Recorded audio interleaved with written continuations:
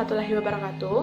Halo semuanya, kembali lagi bersama saya Hanifah Lizasri, merupakan mahasiswi Universitas Negeri Padang dengan program studi Informasi Perpustakaan Kearsipan Angkatan 2018. Nah, pada kesempatan kali ini saya akan mencoba mereview dua judul buku mengenai literasi, di mana buku yang pertama berjudul Demokrasi Damai Era Digital dan buku yang kedua berjudul Yuk Jadi Gamer Cerdas, Berbagi Informasi Melalui Literasi. Pertama sekali saya akan mencoba mereview buku yang pertama dengan judul Demokrasi Damai Era Digital. Nah, pada buku ini berisi mengenai jurnalisme digital, literasi tentang anak muda, literasi melalui media sosial, ruang domestik, dan perihal demokrasi. Poin pertama, pada buku ini terdapat jurnalisme digital. Buku ini menjelaskan bagaimana informasi di era digital adu clickbait serta jurnalisme tabloid. Di sini dijelaskan bahwa pada era digital ini muncul fenomena ketika jurnalisme harus tahu dalam melakukan pengelolaan media dan cara meningkatkan trafik dari berita yang mereka buat. Biasanya pada era digital ini banyak orang yang membuat konten dengan judul yang clickbait dengan tujuan menarik pembaca untuk melihat konten tersebut. Selain itu, buku ini juga membahas mengenai narasi damai jurnalisme warga yang dimana dalam buku ini menjelaskan bahwa adanya dampak yang ditimbulkan dari kehadiran internet. Pada awalnya, kehadiran internet memang membawa optimisme bahwa demokrasi media semakin nyata. Jurnalisme warga sendiri merupakan kemampuan untuk mendorong partisipasi masyarakat, kemudian regulasi dan literasi dalam kondisi yang memang tingkat literasinya rendah. Terkadang membuat pendekatan hukum menjadi tak terelakkan. Selanjutnya ada literasi digital. Dalam berita daring tentang Papua di era demokrasi, kebutuhan informasi dari masyarakat lokal ataupun jurnalisme yang berada di Papua akan menjadi informasi yang berkembang dan berimbang. Selain itu, ada literasi visual sebagai penangkal foto hoak di era digital. Perubahan teknologi digital membuat fotografi tidak lagi mahal dan mampu diakses oleh semua lapisan masyarakat. Untuk mengerti bagaimana cara dunia kerja dan media sosial dapat mengetahui melalui dimensi, yaitu dimensi waktu, dimensi makna, dimensi narasi, dimensi topik, dan dimensi distribusi. Selain itu, buku ini juga menjelaskan bagaimana peran media dalam mewujudkan demokrasi damai melalui gerakan literasi digital. Sebagai salah satu pelaku gerakan literasi digital, media biasanya melakukan beragam pelatihan jurnalistik untuk membekali wartawan agar tidak terjebak dalam praktik jurnalisme yang buruk yang bisa menyeret ke dalam kekacauan informasi. Nah, selanjutnya pada poin yang kedua dalam buku ini terdapat penjelasan mengenai anak muda. Di dalam buku ini menjelaskan generasi milenial itu banyak yang golput. Kenapa demikian?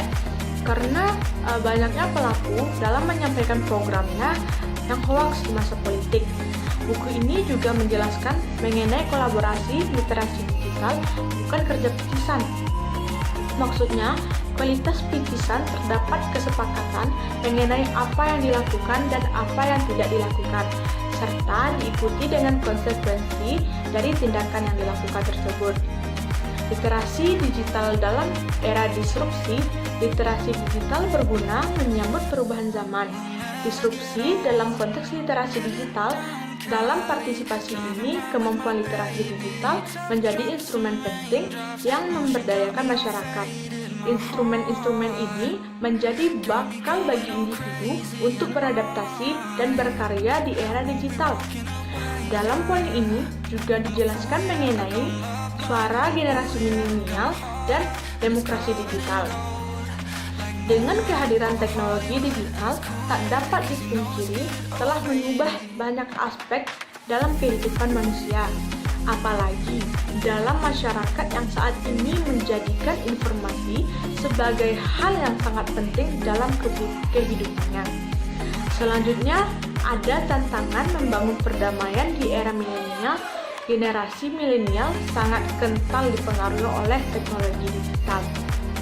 Nah, selanjutnya pada poin ketiga dari buku ini terdapat penjelasan mengenai media sosial. Nah, biasanya di dalam media sosial terdapat trending topik. Trending topik ini membuat hilangnya ruang publik yang sehat. Trending topik merupakan hasil perang tagar oleh mesin atau kelompok yang terorganisir di media sosial, khususnya pada media sosial Twitter, dapat menimbulkan kekhawatiran bahwa pihak-pihak tertentu mendominasi ruang publik di Indonesia. Buku ini juga menjelaskan apa saja yang dapat kita lakukan untuk bermedia sosial.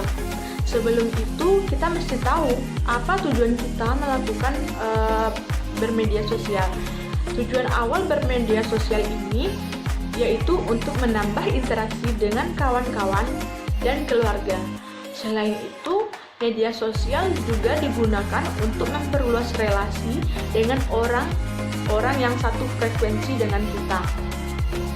Buku ini juga menjelaskan mengenai fenomena. Fenomena yang dijelaskan dalam buku ini terdapat fenomena Nur Hadi Aldo Manilik, demokrasi dalam ruang media sosial. Fenomena ini dapat dimaknai sebagai upaya mengekspresikan isu politik yang sulit dibahas dalam kehidupan nyata. Selain itu, buku ini mengekspresikan dan mengatakan bahwa hidup di media sosial bagai katak dalam tempurung. Maksudnya di sini adalah menjelaskan bahwa contoh jika kita membuka kolom pencarian yang di Instagram, sebelum kita memasukkan kata kunci, kita telah disuguhi terlebih dahulu dengan rekomendasi dari unggahan dari akun-akun yang bahkan tidak kita ikuti. Selain itu, seringkali terjadi pengharapan kehadiran pakar di media sosial. Akan tetapi, hanya teknologi yang merubah. Dahulunya orang beranggapan bahwa seorang pakar merupakan orang yang telah membaca buku yang banyak. Selanjutnya, buku ini juga menjelaskan bahwa sesat informasi di era informasi. Nah, pada hal ini terjadi karena kemampuan menyerap dan menggunakan teknologi informasi ternyata tidak sesuai dengan diiringi dengan kemampuan menyerap dan mengelola informasi. Selanjutnya, demokrasi oleh media sosial ini dikontestasikan politik 2019. Dalam hal ini, media sosial berperan menjadi kekuatan media sosial dan media politik. Nah, selanjutnya pada poin keempat dari buku ini terdapat penjelasan mengenai ruang domestik. Di dalam poin ini terdapat penjelasan bagaimana mencari kedamaian di tengah hiruk-pikuk demokrasi 4.0. Kedamaian mulai dimanfaatkan oleh beberapa pihak untuk menyamarkan pesta demokrasi di Indonesia. Melalui media sosial, pendukung dan simpatisan partai politik mulai menyarankan dukungannya. Selanjutnya, buku ini juga menjelaskan keluarga dan pendidikan demokrasi di era digital.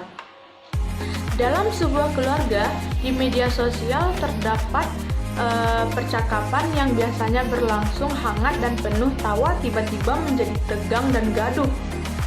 Hal ini diakibatkan gara-gara debat sosial pilihan politik.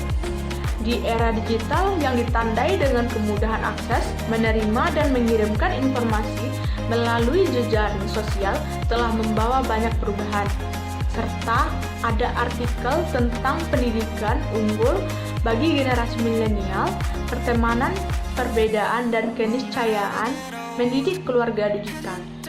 Selanjutnya, pada poin kelima dalam buku ini menjelaskan perihal demokrasi.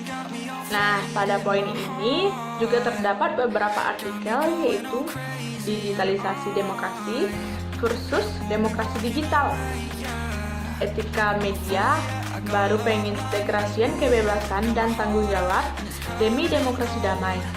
Keberagaman dan dinamika demokrasi Indonesia di era digital, pengembangan literasi digital merawat demokrasi yang damai, menyongsong demokrasi damai di Indonesia, netizen kewarganegaraan digital, dan kepemimpinan digital, overkomodifikasi konflik bahan bakar kebencian di era digital.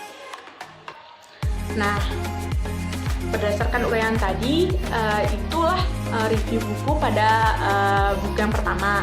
Selanjutnya saya akan mereview buku yang kedua berjudul Yuk Jadi Gamer Cerdas, Berbagi Informasi Melalui Literasi. Nah, di dalam buku yang kedua ini terdapat penjelasan mengenai sekilas game di Indonesia. Selain itu, buku ini juga menjelaskan apa itu literasi digital dan 10 tahapan literasi digital Japeligi. Nah, 10 tahapan ini terdapat akses, seleksi, paham, analisis, verifikasi, evaluasi, distribusi, produksi, partisipasi, dan kolaborasi. Nah, sebelumnya saya akan menjelaskan apa itu literasi digital. Nah, literasi digital seperti halnya literasi media yang memiliki 3 elemen. Menurut Porter 2004 dan Porter 2014, elemen pertama adalah kompetensi atau kecakapan yang mesti dimiliki oleh individu ketika mengakses media baru. Dan elemen kedua yaitu lokus personal, yaitu individu yang berinteraksi dengan individu lain. Nah, pada elemen yang ketiga, menurut Bolter dan Grusin pada tahun 1999, elemen ketiga ini yaitu struktur pengetahuan. Literasi digital pada akhirnya akan menjadi individu memiliki pengetahuan yang baik, memiliki informasi dan dunia sosial yang dijalankannya. Nah, berdasarkan tahapan yang telah saya sebutkan tadi, yaitu 10 tahapan literasi digital Japeligi, yaitu dari akses sampai kolaborasi tersebut merupakan tahapan yang dilakukan untuk melakukan informasi mengenai game, seperti bagaimana cara mengakses game dan cara melakukan kolaborasi dengan game. Nah, selain itu, pada buku ini juga terdapat cerita-cerita kecil mengenai game atau pengalaman seorang gamer yang dijelaskan di dalam buku tersebut. Nah, jadi buku ini kebanyakan pada umumnya menceritakan apa itu game dan berbagi informasi melalui game tersebut. Nah, itulah review dari buku yang kedua dengan judul Yuk Jadi Gamer Cerdas, Berbagi Informasi Melalui Literasi. Nah, setelah saya mereview 2 judul buku tersebut, saya berkesimpulan bahwa pada buku yang pertama yang berjudul Demokrasi Damai Era Digital ini merupakan buku yang dilengkapi dengan artikel-artikel berdasarkan fenomena yang terjadi pada saat sekarang ini, sehingga kita bisa mendapatkan informasi-informasi yang berguna bagi diri kita sendiri dan masyarakat lain. Karena pada saat zaman sekarang ini manusia meletakkan informasi sebagai hal yang terpenting. Nah, pada buku yang kedua terdapat beberapa penjelasan mengenai game. Selain itu, di dalam buku ini juga terdapat penjelasan literasi informasi. Dan berdasarkan di game tersebut, dia juga menjelaskan apa itu bagaimana informasi yang dapat ditarik dari game tersebut. Nah, sekian dulu review dari saya. Mohon maaf jika ada kata-kata yang salah. Semoga bermanfaat. Assalamualaikum warahmatullahi wabarakatuh.